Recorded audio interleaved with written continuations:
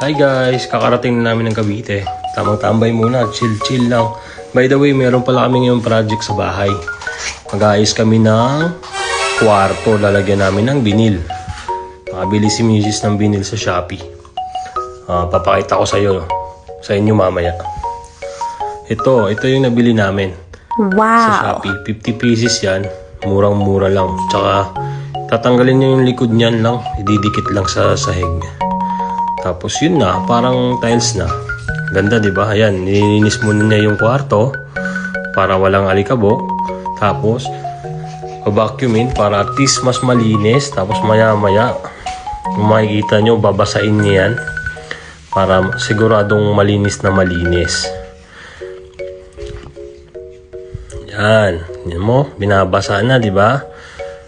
Pasensya na, wala kaming map eh. Kaya basahan muna, basahan.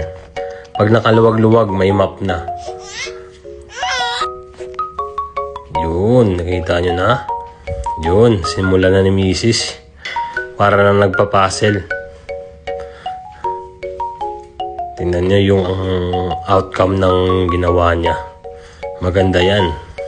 Parang naka-tiles, talo pa yung tiles. Pansamantagal lang yan, pansamantagal.